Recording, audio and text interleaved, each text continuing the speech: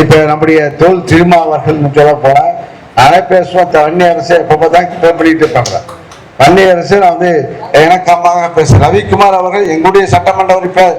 இப்போ அதுக்கு பிறகுதான் நீங்க உங்கள எம்எல்ஏ எம்பி ஆகிட்டா இருப்பார். ஆக அவர் ஸ்டார்ல ஜெயிச்சவர். ஸ்டார் தானே. அப்ப மணி ஸ்டாரு, அப்புறம் மணி, அப்புறம் ஆமா இப்பெல்லாம் கடைசியில வந்து திருமாவர்கள் எம்பி தேர்தலில் நிற்கும் போது அவர் கேட்ட சின்னம் கிடைக்கவில்லை. அவர் ஸ்டார் கேட்டார், ஸ்டார்ல வேணும்னு கேட்டார். ஆனா ஸ்டார் வந்து தேர்தல் கமிஷன் கொடுக்கல. ஆக சுயேட்சை சின்னம் கொடுத்தாங்க. அதுல பானை சின்னம் வந்து நகர மேடை இருந்து நாற்காலி இருந்தது, எல்லாம் இருந்தது. ஆனா இவங்கெல்லாம் எங்க சந்தித்து எங்க வீட்டுல வந்து சென்னையில் இருக்கிற வீட்டுல வந்து திருமாவர்கள், நம்முடைய ரவிக்குமார், சிந்தனை செல்வம், வன்னிய அரசு எல்லாம் வந்து எங்களுக்கு சின்னம் கிடைக்கலையே, சின்னம் கிடைக்கலையே கிடைக்கல, எந்த சின்னத்தை பார்க்கறது தெரியலையே குழப்பிட்டு இருந்தாங்க. அப்ப கேட்டாங்க. பேசிட்டு இருக்கும் போது அவர் சூஸ் பண்ணது நாற்காலி, டேபிள் நாற்காலி, நாற்காலி, மேஜர் நாற்காலி. அவர்கள் சிரிச்சாங்க. அதிகாரத்தை நோக்கினாங்க. நாங்க அதிகாரத்தை நோக்க இப்ப ஜெயிக்கணும்னா 20 நாள்ல சின்னத்தை கொண்டு போனோம். இந்த சின்னம் வரைஞ்சு முடிக்கிறதுக்குள்ள எலெக்ஷன் முடிஞ்சு விடும். அதனால பானை சின்னம், பானை சின்னம் பானை சின்னத்தை எடுக்கலாமான்னு சொல்லி இந்த பானை சின்னம் தான் ஏழைகளுடைய சின்னம். பானை சின்னம் என்று நாங்கள் முடிவு எடுத்து பானையை நாங்கள் அவற்றை பானையை தூக்கி ஒப்படைத்தோம். இந்த பானையை நாங்கள் இவங்க ஒப்படைச்சாங்க. நாங்கள் தூக்கிட்டு போய் அவரை எம்பி ஆக்கி, சிந்தனை எம்எல்ஏ ஆக்கி, இப்போ வந்து மீண்டும் இப்ப பானையை இப்ப 2வது தடவையாக, முதல் தடவை பானையை வந்து 3000 ஓட்டுல திருமாவர்கள் வெற்றி பெற்றார்கள். 2வது தேர்தலில் திருமாவர்கள் கிட்டத்தட்ட 1,07,000 வாக்கு வித்தியாசத்தில் சிதம்பரத்தில் வெற்றி பெற வைத்தோம்.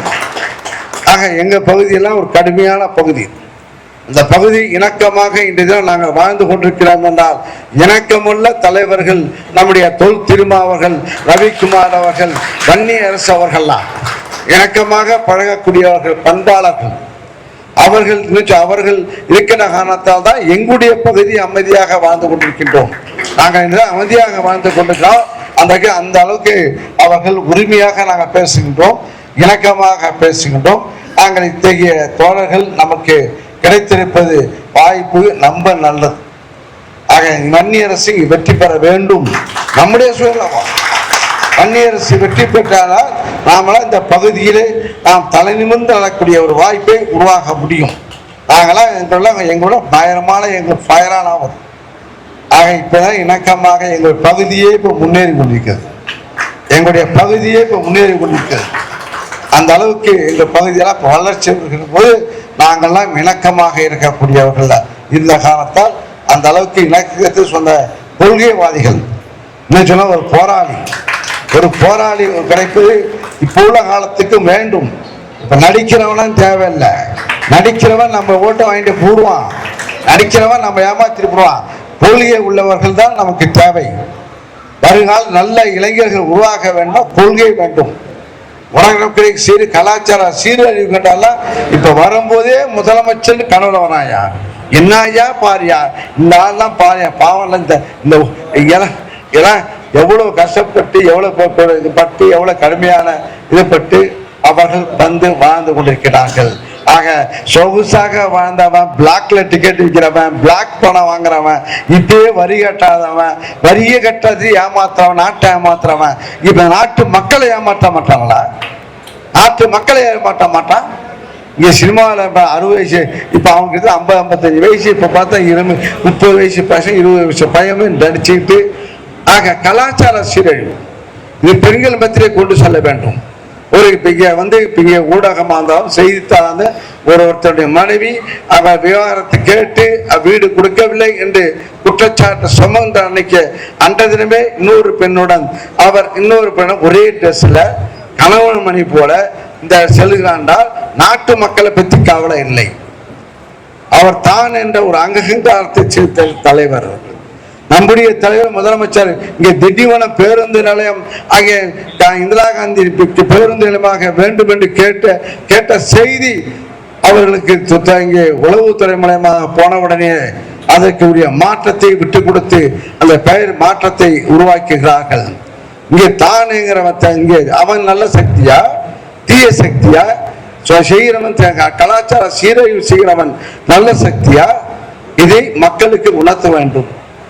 அத்தகைய நிலையில் இது போன்ற போராளிகள் வர வேண்டும், போராளிகள் இருக்க வேண்டும்.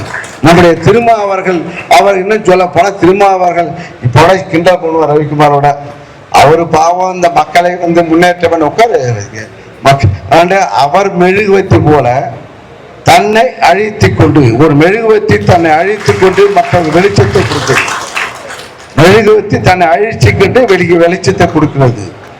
அதே போல நம்முடைய திருமாவர்கள் தான் திருமணம் செய்யாமலேயே அவர் தன்னுடைய வாழ்க்கையை கடத்தி கொண்டிருக்கின்றார்கள்.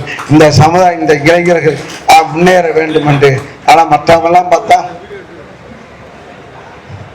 அதனால அத்தகைய இயக்கத்துடைய தோழர்கள் இன்றைய தினம் எங்களுடைய இப்ப நிற்கிறார்கள், வேட்பாளர்கள் நிற்கின்றார்.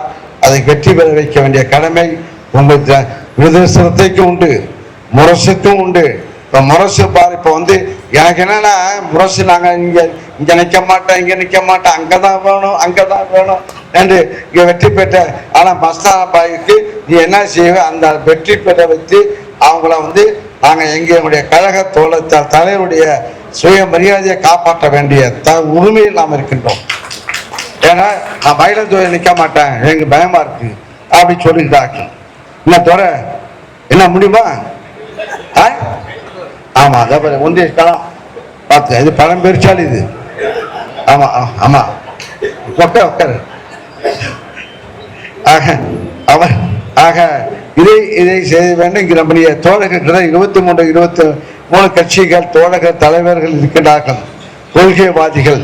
நம்முடைய 2019 அவர்கள் இங்கே நம்மளுக்கு கூட்டணியாக இருந்து நமக்காக உழைத்துக் கொண்டிருக்கிறார்கள். நம்முடைய வெற்றிக்கு அவர் பின்னிருக்கிறார்கள். நம்முடைய தோழர்கள் அவர்களை முன்வைத்து நாம் பின்னிருந்து நாம் அவருக்கு பணி ஆற்ற வேண்டும் என்பதை அந்த கடமை இருக்கிறது. புதிய வரவாக முரசு நம்மகிட்ட வந்திருக்கிறார். ஆக கூடுதல் வாக்கு பலம் நமக்கு இருக்கிறது. அதை கொண்டு நம்முடைய தோழர்கள் கடுமையாக உழைக்க வேண்டும். இன்னும் சொல்ல போனால் 21 நாட்கள் இருக்கிறது தேர்தலுக்கு. 21 நாட்கள் இருக்கிறது. 21 நாட்களையும் திட்டமிட்டு பணியாற்ற வேண்டும். நம்முடைய கடமை வெற்றி தான் வெற்றி என்ற உணர்வின் அடிப்படையிலே பணியாற்றி நம்முடைய வெற்றி வேட்பாளர்களை சட்டமன்ற உறுப்பினராக ஆக்க கடுமையாக உழைக்க வேண்டும் என்பதை நான் தெரிவித்துக் கொள்கிறேன். கிட்டத்தட்ட 30,000 வாக்கு வித்தியாசத்திலே திண்டிவனம் சட்டமன்ற தொகுதியில் நம்முடைய வேட்பாளர் வன்னி அரசு அவர்கள் வெற்றி பெற்றார்கள் என்ற செய்தி தலைமைக்கு போகும்போது செஞ்சி மஸ்தான் அவர்கள் பெருமை அவரை மதிக்கக்கூடியவராக நீங்கள் உயர்த்த வேண்டும்.